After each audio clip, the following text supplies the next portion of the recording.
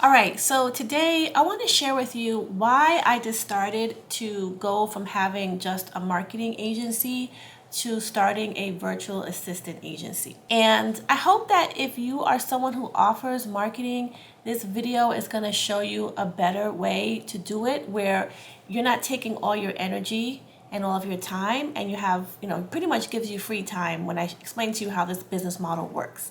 So number one, I started my social media agency over 10 years ago because I was let go from, it was so long ago. I was let go from work and I wanted to build my own business so I don't have to, go into a corporate office. So I started doing social media freelance work. And I started using different freelancer platforms. I got my first high-paying clients. They started paying me about $1,600 per month. And then I just kept doing a good job for this one client. And then he kept referring me to other people.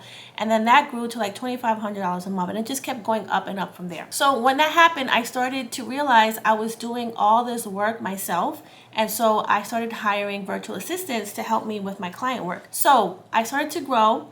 And this freed up a lot of my time.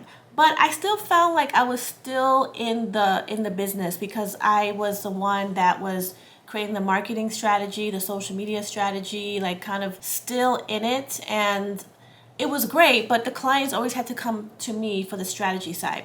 So what I have done recently is that I decided to start more of a virtual assistant agency where instead of me being the one that's doing involved in it, I pretty much find virtual assistants who are social media managers, like they have social media skills. And then I just match them with the clients that need social media or marketing, right? So every client we get, I can just match them with someone on my team. And then that virtual assistant is responsible for doing whatever the client needs help with. And this model is the VA staffing agency model. So if you're watching this and you offer social media, you offer marketing, maybe you offer web design, or you want to offer your virtual assistant and you want to grow a VA agency, this model allows you to remove yourself from having to do the client work. You really can completely remove yourself. So your only job in this model is to find the clients and then match them with a virtual assistant. Then you're done, okay? So the client needs to tell their VA what they want, okay? So the relationship is going to go on between the client and the VA. And you're not involved in telling the VA what to do. So when I had more of a marketing agency and I have the VAs there, I still was telling the VAs what to do. I was in charge of giving the VAs the tasks every single week. I had to constantly tell them, okay, today we're going to do this for the client. We need to design the website this way. So I was still involved. So that's great. And there's something wrong with that. But sometimes you just don't want to be in it. You want to just go on vacation. You want to just completely remove yourself. You just don't want to have to be in the daily tasks. And so I feel like the VA agency model is a solution for those of you watching who you want to really have more of a hands-off business, okay? Now, here's the thing about the VA staffing model, right? Regardless of what type of service you offer, is that a lot of businesses, they can't afford sometimes to pay $2,000 a month retainers, which is what a lot of marketing agencies charge businesses. And so a small business that just needs some help, they may also need administrative support. They may also need customer service help. They just don't have those bigger budgets. So when you have a VA staffing model, you can actually charge less money because you're going to place a VA. Now, just so you know, my team of VAs that I work with in my business, they are all over the world, okay? So we have lots of VAs in the Philippines. We have them throughout different countries in Asia, outside of the Philippines. So we have different countries. But they're not in the US, so the cost of living is different. The United States right now and North America is very, very expensive. Like if you live in New York, Atlanta, Texas, Dallas, Houston, all these cities, Chicago, California, LA, just to rent a decent apartment is a minimum of $2,000 a month. So if you hire someone in the United States, you have to pay them more money. They need more money because they have to pay these expensive costs of living. But in other countries, you can go there and the cost of living is way more affordable and way just lower, okay? So the people who live in other places, depending on where you decide to hire, they may not charge higher rates. They may not need that. They could do really well if they made a couple of $1,000s a month, right? So that's what I'm trying to explain to you, is that you want to be open-minded to hiring people outside the United States for your virtual assistants. And the other part of this, when you start doing offshoring, especially in the Philippines or in other countries throughout the world, there's a huge talent pool. I mean, there's so many talented people who live in the Philippines, in various cities throughout the world, even in places in Ghana, Kenya, South Africa, Nigeria. I would even say like the Africa region is an emerging market for a great tech industry that's growing there, right? So I have some people that I coach on how to grow agencies, and like I had about two of my students in the program I have where I mentor you on how to grow your agency.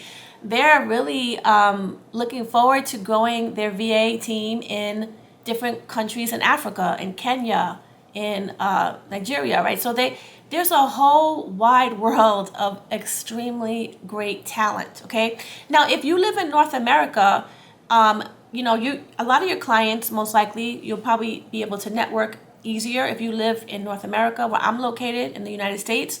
You can find businesses who want to outsource, who don't have these big budgets, and they need affordable help. They need to be able to afford it. They just don't have the budget to pay, $3,000 retainers just so they could get posts on Instagram and stuff like that. So with this model, you're going to charge the client a fee, and then you're going to pay the VA. And then the difference between how much the client pays you and how much you pay the VA is your profit margin. And that's what you're going to use to pay yourself. And that's how you make money. Now, you're going to have to get a lot of clients. But here's the deal. It's easy to get a lot of clients because your only job is to find people who need, find small businesses who need the help, and find qualified VAs and then match them together. So you're not doing the work. You're not creating content. You're not like doing the caption writing and editing videos, because your job is to go and place people where they need to be placed and get people the help they need. So it's a great service. Now, the other thing is that you can offer other things besides social media marketing tasks. You can offer AI automation, right? There's a bunch of people around the world who are, have the skills to do AI automation, create AI chatbots, to create AI agents that are automated bots that go and actually do things. Like they could post on, these AI agents could actually post on social media for you. I actually made a video about that, so I can put a link below this video so you can watch that one. But yeah, it's really amazing, all the talent that's around the world. And you can offer customer service. You can offer things like project management. So maybe you are an online business manager and you have clients here and they need additional support, and you want to have a life. You don't want to have to constantly do the client work. You can hire other project managers, online business managers, executive assistants all over the world.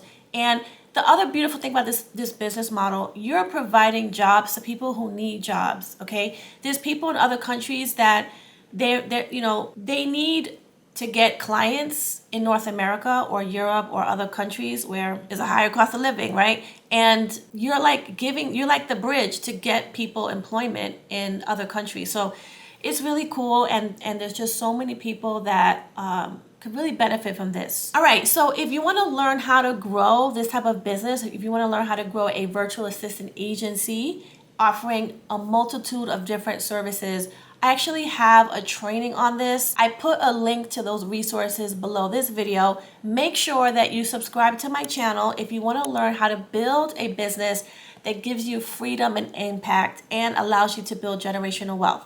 I'll see you in the next video.